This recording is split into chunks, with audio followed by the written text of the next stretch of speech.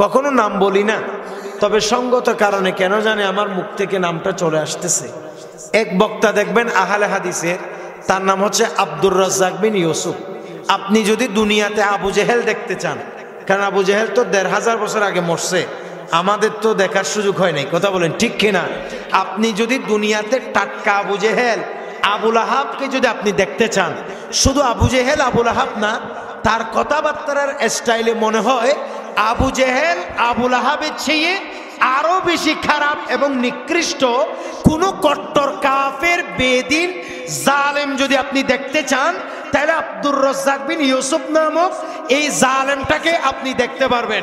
কারণ সে রাসূল করিম সাল্লাল্লাহু আলাইহি সাল্লামের শানে এমন চরম গুস্তাখি বিয়াদবি করেছে, যেই চরম গুস্তাখি বিয়াদবি পৃথিবীতে কোন আবু জেহেল আবুল আহাব পর্যন্ত করার দুঃসাহস করে নাই, কথা বলেন ঠিক কিনা?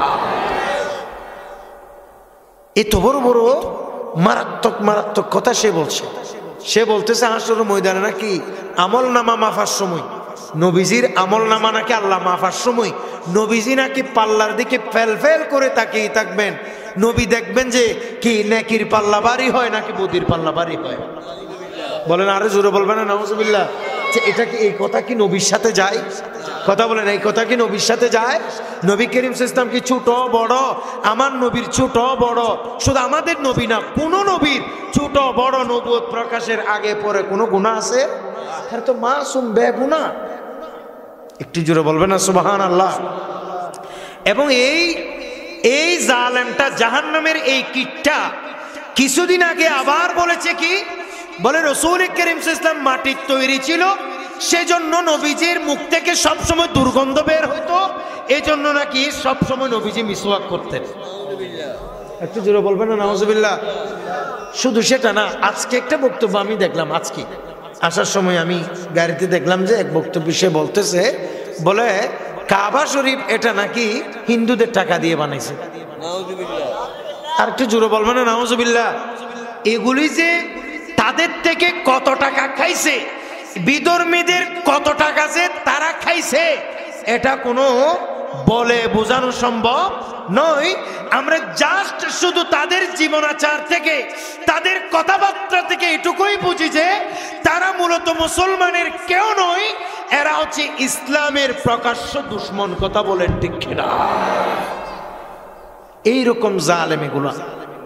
সে স্পষ্ট বলতেছে, বলে মুহাম্মদ ইসলামের পূর্বপুরুষ আব্দুল্লাহ, এরা তো সবাই এভাবে বলতেছে না, নাউজুবিল্লাহ মিন যালিক নাম ধরে, বলে এরা তো মূর্তি পূজা করছে সবাই। যে রাসূল করিম সাল্লাল্লাহু আলাইহি ইসলামের বাবা নাম ছিল কি নাম? আব্দুল্লাহ। বলে না কি নাম? আচ্ছা, আব্দুল্লাহ মানে কার বান্দা?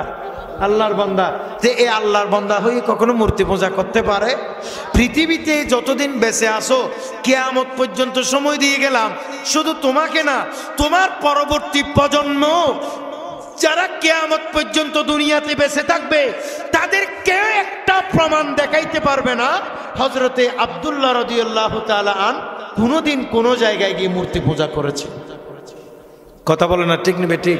নবীজির বাবা যে কোনোদিন গিয়ে মূর্তি পূজা করেছে, এইরকম বর্ণনা কিয়ামত পর্যন্ত দেখানো সম্ভব নয়।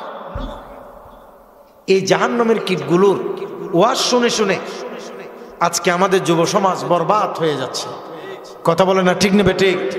এই জালেমগুলো যারা অনুসারী, তারা আরেক জালেম, বলে না তারাও আরেক জালেম। কারণ আমরা যতই এরকম হক কথা ধরাই দিব, যতই এই ধরনের কথাগুলো আমরা মানুষকে জানাই দিব, ততই দেখবেন যে তারা আমাদেরকে গালিগালাজ করবে, তারা আমাদের বিরুদ্ধে মিথ্যা প্রপাগান্ডা ছড়াবে, তারা আমাদের বিরুদ্ধে বিভিন্নভাবে তারা বিষাদগার করবে।